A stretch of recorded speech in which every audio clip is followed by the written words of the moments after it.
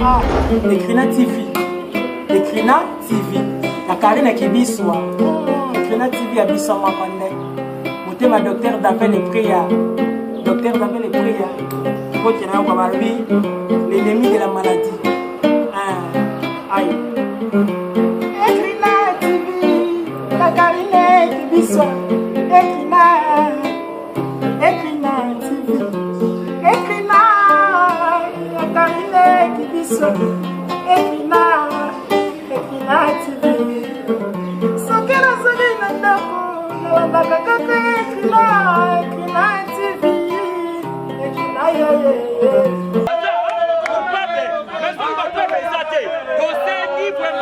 la justice internationale, dossier vraiment le monde entier mobimba. Le pétillant, il va vraiment des musulmans. Voilà, il va comme un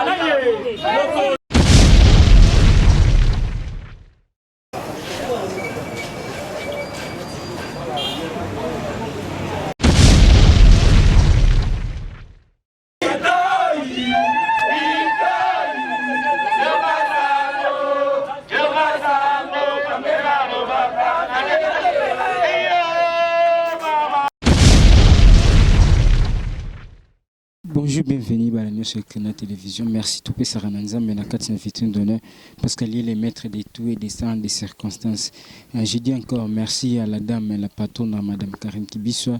Je dis vraiment merci à Papa Davin Lepri, merci à Elsa, merci à Mamie Georgie. Vraiment merci à tous nos amis, les amis d'Ekrina Télévision. Là, je vois Dieu de Shimona, Flori Kibiswa.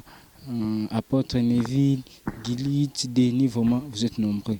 Vraiment, de bonnes choses à vous. Aujourd'hui, c'est le 25. Et ça joue, moi, je suis Vitel Kamere, procès naé. Il fallait le lieu sous Ameka Kusamba pour n'avoir la précision et ma c'était Kakanama, je m'excuse, date c'est échappé Ngamamouké. Mais ils ont qui repoussé pour aujourd'hui le 25. Et on a tout le monde qui attend. Merci. Les hommes sont en abysso. Les hommes sont en abysso. Déjà on va juste descendre sur le terrain de la prison Makala et prendre des éléments et pour vous faire montrer comment était l'ambiance. Les Alibanda, la prison Makala, réaction. Il y a des membres de l'INC, réaction à homme politique au bazar. Wana libanda makala accès na kati ezati parce que RTNCD a un accès biso organe sous toujours juste libanda pendant nous aura interview puis que ça nini qu'est-ce qui se passe à l'extérieur il y a prison makala et je vous propose cet élément et puis on se retrouve juste na des annonces toqué sur terrain balobiko ya linga ye ba vérité ya makambo auquel kotala na télévision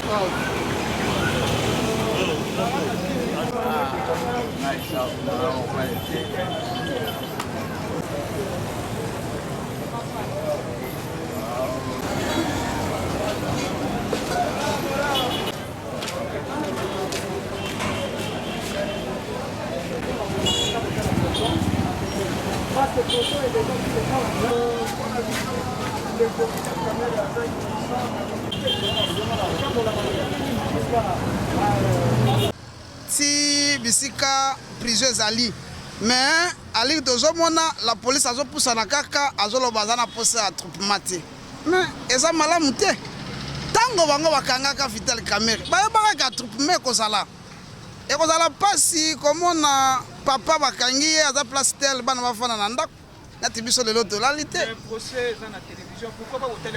Non, procès dans la télévision c'est bien, mais Vital est un leader. Il faut quand même baser ya kuya kukomata na makala. Kotala na nesa ndenge nini. Soki na yakala te. Est-ce que tonga tomona ba policier ndenge ba benga na batu? Est-ce que tonga tomona ndenge ba policier ba lobby tous la près à ba 100 mètres na prison? C'est normal te. Yango biso toza ko soutenir mokonzi na biso. J'espère na lundi procès moi ndambu. Makamoto banda koloba yango ezokokisama. Jamal a reconnaître nanu que azwa 57 millions et non 48 millions. Comme ça kabino dossier avec ezali politique. Politique na ndenge nini parce que asa candidat en 2023 par rapport à l'accord na biso, il faut éliminer kaka. Il faut que tout ça la nyonso alongwa. Ba ezali malamu. La procès liboso ndeko kaka Jamal obaki azaka soki 2 millions mais comment ezali des contrats. Na contrat liboso ya Samibo ezali 57 millions. Pona 3000 pona 1500 maisons. Deuxième contrat, monsieur Jamal peut aza dans la société mususu o ezali Ousmane Sarel. A signé un contrat pour 3000 maisons. Ezali 2000 maisons pour les militaires, 1000 maisons pour les policiers. Na nwana ya 3000 maisons on a 2 millions et quelques de dollars. Mais na 2 millions et quelques de dollars à lobby 90 conteneurs et ça déjà na matadi par rapport à wana. Tango azolo ba lobby a soulever la komoka mutu ya lobby ngai bato brasa baso benganga na tungela bango bandaku. Batu ya atangi susu Angola atangi 4 pays alobi ngai na sali 53 ans na RDC mboko ekomi ya ngai vomie na tonga nanu awa soki na silisi nde nakokende bisika mosusu esali biso passe donc tozomona makambo oyo moment ndenge bamemeli bango yango eza bien nalandi bato baza na chantier nayokeli bango balobi toza na chantier bakangi patron na biso pendant 3 mois tozo sala musala to futa mate ba continuer chez ça bloqué et ba continuer ko sala musala parce que basi ba tongi presque 300 maisons na Kanchachi donc ça malamu te donc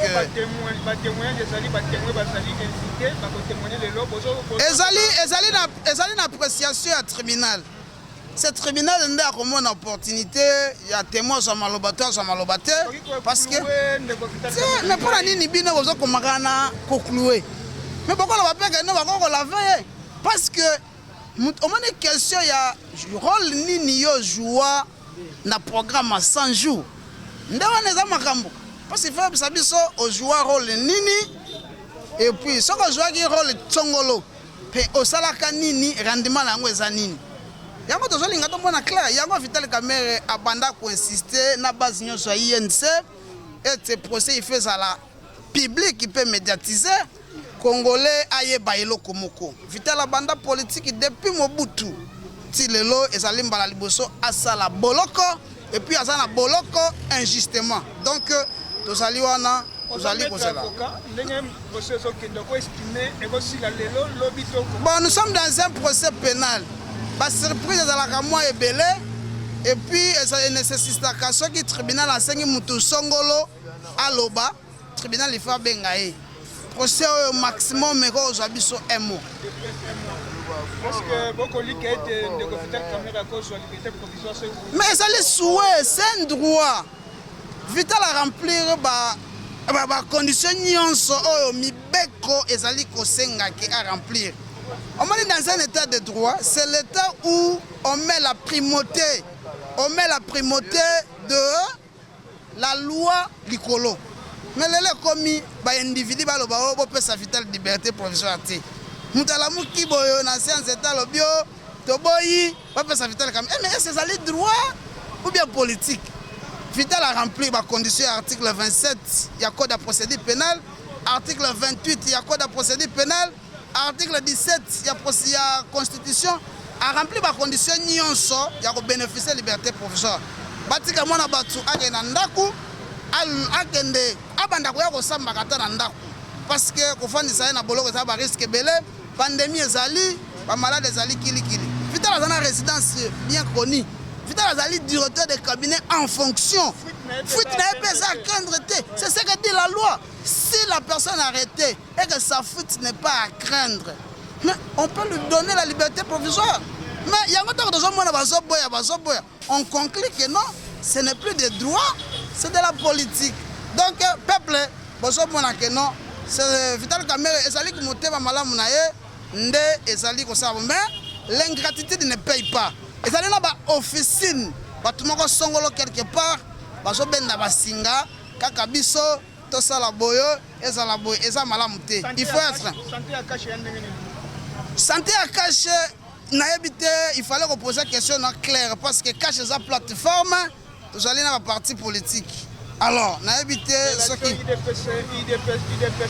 Mais bon, moi, qui Mukanda, il y a honorable Vital Kamerhe en prison par rapport à la question, il y a Ndenge Makamibanda au sein du Parlement. Tu peux sa position. L'INC n'a jamais été hypocrite. L'INC a été toujours clair. Les gens qui taxé biso que tu as créé opposition à cash. Il y a tout ni. Na biso, na IDPS. Pas va créer opposition à cash. Tant que directeur de cabinet, Azo qui est président de la République sur le terrain, bataille de peste Azo Fingaye. On est là qui opposition. Mais les autres, comme ça, comme on l'a dit, on m'a dit Makamobanda Koloba. Comme Banda ko maîtriser Makambote, voilà la réalité. Tout le monde est fui. N'habite sur Bande Kolanga parce qu'on a ce courage à faire l'émission. Kolobela Makambo est tel saut de mouton. Parce que yemba que no Vital Kamerhe moyibi ayibi mbongo saut de mouton. Et c'est tant que sambisa yewana. Bon mbongo saut de mouton. Et bato ba yemba, est-ce que basenga pardon? Ah on est au mona na Kinshasa. Bande kona biso ba yembi Vital Kamerhe moyibi à 15 millions. La muka sali marche. G27 yayi des pèses sali marche. Ba parlement debout et comme qui actualité. Mais ba côté Zamba. Bazolo ba souté. Vous devez comprendre. Mais Vital Kamerhe basi la nana yembala moko. De 1 à 48 heures, il y a eu 6 morts. La présidence de la République. Bon, moi je non, ça ce n'est pas un état de droit. Comment parce que honorable député bakangi yembala moko batindi babaki makala. Toboyaka biloko wana. Bakanga Frank Jongo bino moko bomonde babenda kaye toboyaka biloko wana. Bakanga John Mindongala honorable biso toboyaka ngo tosalaka na opposition. Mais lelo bazokanga honorable député biso tongi to sepela to bité té biloko to banda ko boya ngo to ko soutenir ngo l'INC est contre arrestation ya Jean-Jacques Mamba parce que et ça linga passe mutu bazobenga honorable to moni na ankilote liboso batou. Ce n'est pas un état de droit ça. C'est déjà ba acte biso to sali ko condamner bande ko na biso balobi ça flagrance té natangi article 7 non yakana bisayo natangi article 7 il y a un code de procédure pénale les autres la flagrance mais natali na situation à Jean-Jacques nan dengue basolobela mais be ko ça respecter l'infraction qui se commet actuellement ou bien qui vient de se commettre mais depuis il y a pétition na arrestation c'est presque 10 jours 12 jours il n'y a pas flagrance et puis alors mususu bande ko na biso et ça les m'a plein. Pendant au Kanga honorable, il faut respecter procédure dans un état de droit. Article 107, il y a constitution, et je le yango, et je le la flagrance, parce que vous allez une infraction flagrante et l'infraction est répétée flagrante.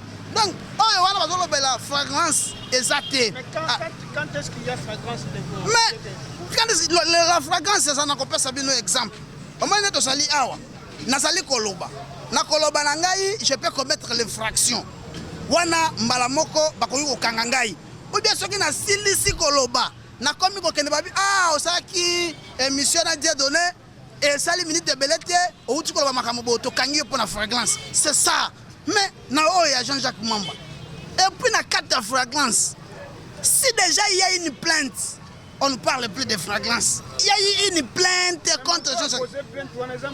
Non, Bissoto Yebiete. L'INC n'a pas donné mandat à une personne pour aller poser des actes. Il a posé des actes individuellement. Dans la malignité, Asignaki est Lokoana.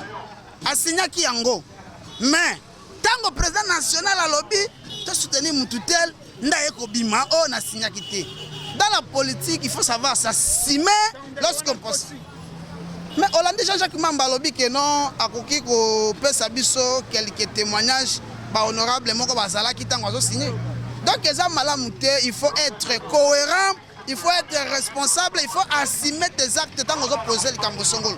Donc ndenge za boyo makambo Jean-Jacques Mamba ezali violation ya mibeko ata règlement d'ordre intérieur na article 101 indimité bakanga honorable bongo ezali kosala biso pasi to sengi mokonzi ya président de la République a s'impliquer na dossier oyo et qui honorable azonga ndaku et procédé à Jean-Jacques Mamba eza nango mabete akomelaka honorable Jean-Marc Abound pour répondre par rapport à la légation et puis à initier pétition. Na pétition on constate que non na quand il y a procédure il y a quelques actes que nous ne nous encourageons pas ce que ça qui bon, mais arrêter un honorable sans enlever ses immunités, invoquer la fragrance là où il n'y en a pas, c'est ce que nous disons. Nous sommes loin de parler d'un état de droit en République démocratique du Congo. On comprend déjà que non, Ezali guerre de positionnement. Ce n'est pas bon. Nous demandons, nous, peuple congolais, nous, membres de l'Union pour la nation congolaise, de libérer l'honorable Jean-Jacques Mamba. S'il faut l'arrêter, il faut suivre la procédure normale. Et puis, il y a une infraction, il y a faux commis en écriture. Ah, il y a faux usage de fautes, il y a faux commis en écriture, il y a un autre lobby. Ceux qui vont relancer là, mais c'est là, la procédure normale, l'article 124, il y a livre 2, il y a code pénal congolais. Donc, tous allés wana to soutenir.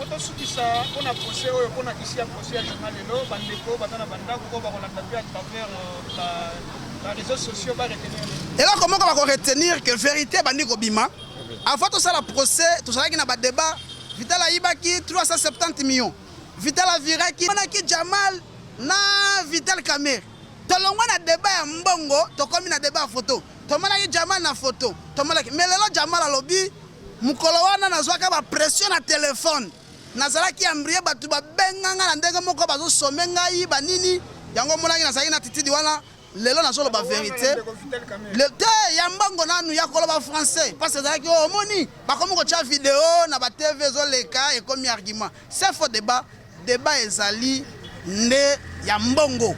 Jamal a reconnaître que non, ngai na récupérer mbongo na ngai nyonso na somba pe bandaku et puis ya mutuya oyo peuple a comprendre.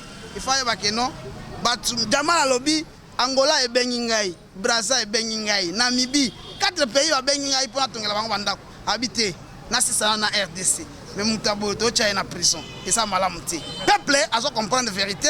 Toi que ne malembe mutuna mutu soko za chrétien to musulman to bouddhiste soki nani ozoza moi vérité na ndenge na yo Vital Kamerhe lobaka je ne suis pas voleur, je ne serai pas voleur et je ne suis pas venu en RDC ou au pouvoir pour voler. Nous sommes venus servir le peuple congolais. Yango baza ko servir yé. Jamal a zimbongo na ye. Siko balobi Vital Kamerhe a détourné na Jamal. Jamal vient d'accepter, il a accepté que Azambongo nyoso. Mais où est la place de Vital Kamerhe pour parler de détournement? Parce que détournement il va mbongo nanu. Mais Jamal a lobi mbongo nyonso na zongo na batranche nyonso na zo yango. Or, Jamal a zolo ba 57 millions et puis de l'autre côté bazolo ba 28 millions. Donc tozawana et 48 millions. Tozawana peuple a comprendre déjà la vérité. Vérité sur malembe pour comprendre que non c'est un dossier politique dont on ne veut plus de Vital. Donc il faut coûte que coûte l'éliminer politiquement pour que Batumsu va se là. Maître Kabengela Zouaka parole Moukolona lobby. Ceux qui vont passer Vital Kamerhe, liberté provisoire. République et qu'on perd les lots comme côté. À moi d'individu, on va comme les lots, au moni. Donc bilan, il y a Batumsu comme maintenant, Tochaka Kamerhe na Makala. Ça ce n'est pas un bon service. Nous sommes là. L'INC et Wana, on a soutenu mon conseiller. Il y a des bonnes choses. Beaucoup de gens n'ont pas passé. Bonjour Fédéral. Bonjour.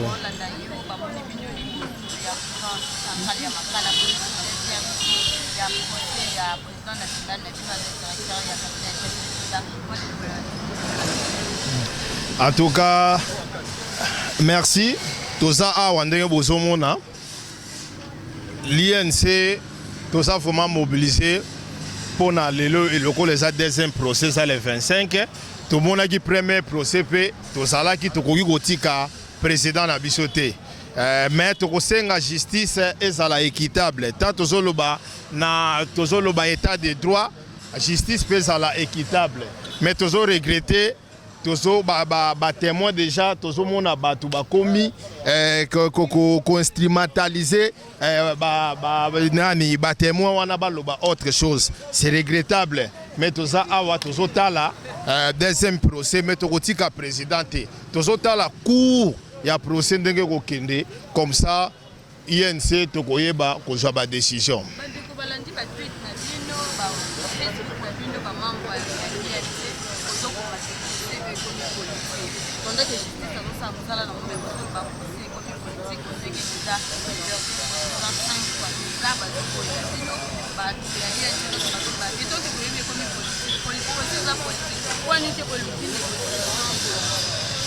Te biso to lobaki justice c'est ça la musala nango mais réellement tout monde procès comme politique. Vital Kamerhe za la place à kokimela te biso no stoyebi ba résidence na est que fuite à Vital Kamerhe za craindre te.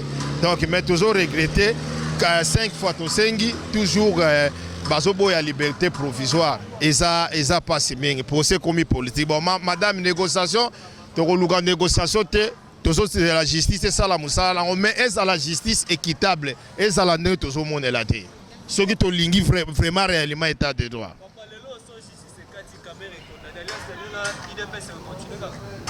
Bon, alliance na biso et ça hiérarchie à parti muteko eko décider, ngana za fédéral biso to ça na base, ba autorité à parti muteko ba décider, c'est pas bien.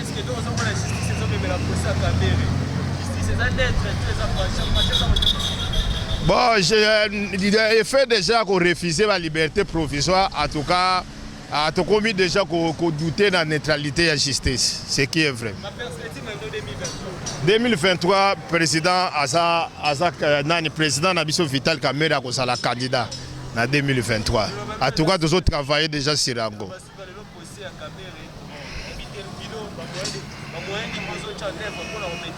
Bon, juriste bazwa ki sikoyo dossier d'abord to yebi ezaki passe pour ba kota la fois dossier mais bazwi sikoyo ba élément to kotala lelo na 11h na kanti na quelque temps awa déjà to kolanda procès et ko sala en direct mais to sengi justice et sala équitable. Merci. Bonjour monsieur Giofa. Bonjour ndeko journaliste. Bonjour awa la présence ya ba tendele pour que pour ça mon petit lelo. Ngai nazali bazuzi te nakoki koloba ma ekoki koleka déjà te donc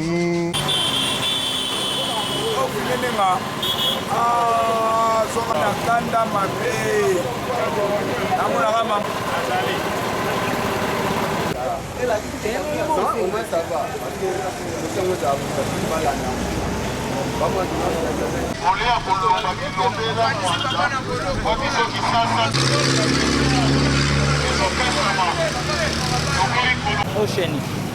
Tingi. Babeleli pasteur.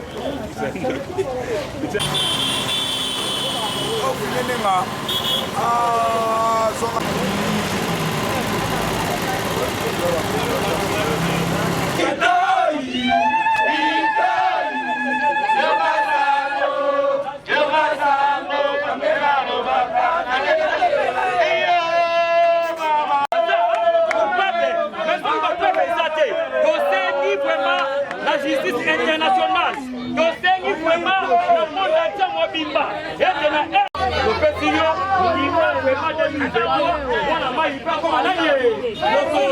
Merci beaucoup d'Abilon Soubalandi qui la télévision. C'est déjà la fin de cet élément. On a juste des annonces.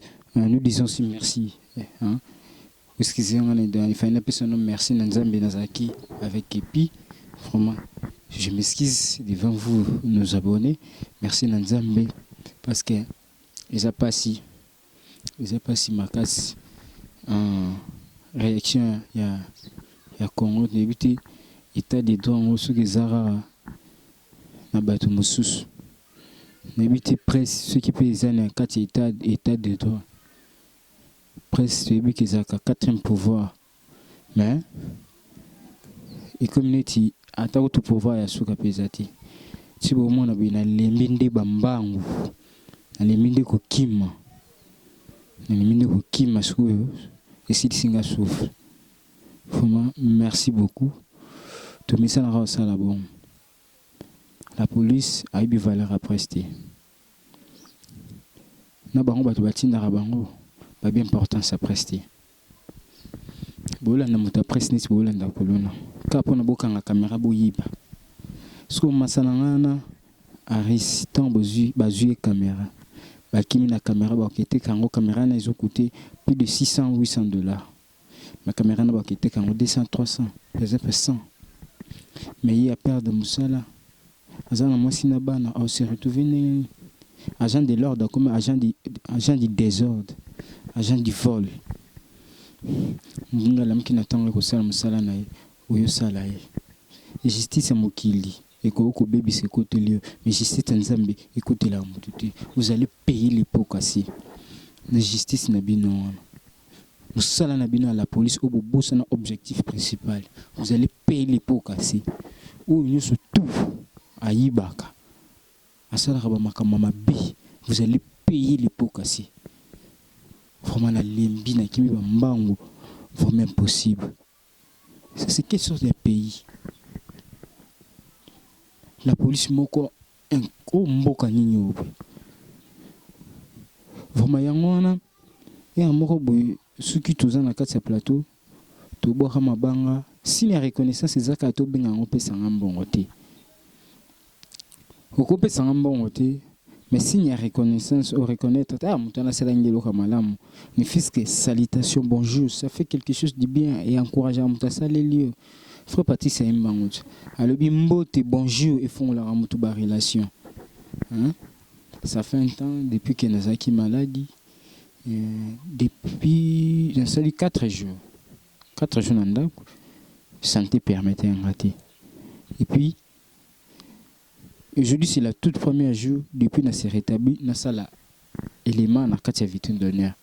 Vraiment merci on a pu s'en dire merci à pesinga makasi belé na tubela kina bango ba se retrouver na cercueil na ba morgue mais on nzamba pesinga makasi bibelobi nga papa na ngate yanga lobi ke ko banga nzambe izi bandela maele ko banga nzambe zaka atike non okenda kigisi chaque jour au sala te ko banga nzambe na ba acte nous avons c'est motuti no yibelu ko motuti non kansila moninga mabete non sala iloko monte ki souffre tambola be malheureusement biso ko tambola be comme bimisa biso motu mabe metoti kala na ba position na biso parce que esa conception yo ba pesanga et papa na ngame na mona ngo bien ça bien on va toujours continuer comme ça vraiment j'ai dit merci à tout le monde et moi surtout boka mabanga et ça là bien ni fils encouragement ezara mbongo te encouragement zambongo te mutu mususu oko ezamba tumsu neti ya tume biso oko ko encourager nga na liloba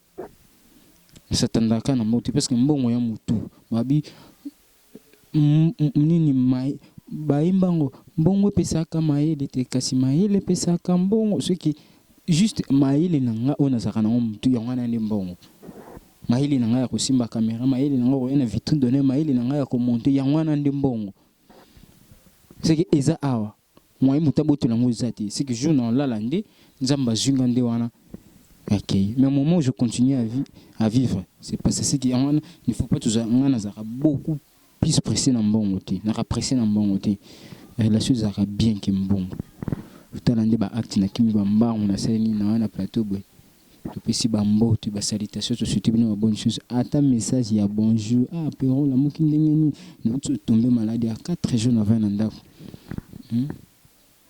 ata bonne santé bonne namoni batuté mais je dois passer ici pour vous dire beauté ba bonne chose ata salutation pamba comment la santé ata message pamba pero na mona libanga na yo merci beaucoup nzamba pambola yo ata ko pambola pamba si la reconnaissance c'est un bon côté pour moi c'est faux et archi faux vraiment merci à maman na mamie Georgie ndenge ozaki pasi nanu monanga te oyoka kaka mais aussi permettre aux la toucher au téléphone et pas madame Karine Kibiso pour nous couper sans idée au sala kisi pour na télé lelo maman mamie Georgine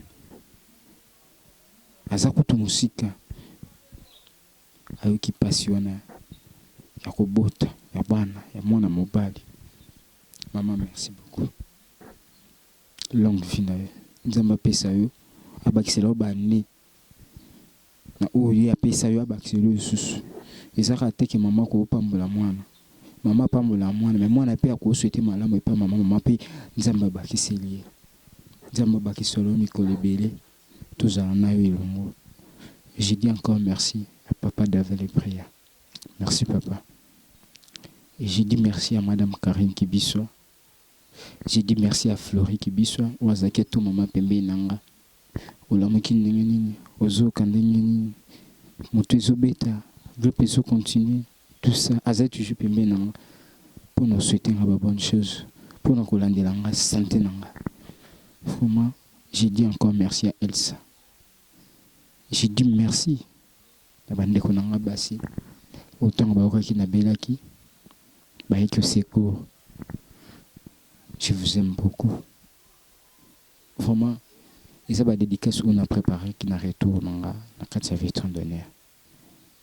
J'ai dit merci à Ziza Perrault, Marceline Perrault, Fatouma Perrault, ma petite Perrault, Vicky Perrault, Charlotte Perrault, Manda Moro, Derry Moro, Aloïda Moro, Angie Moro, Moïse Moro.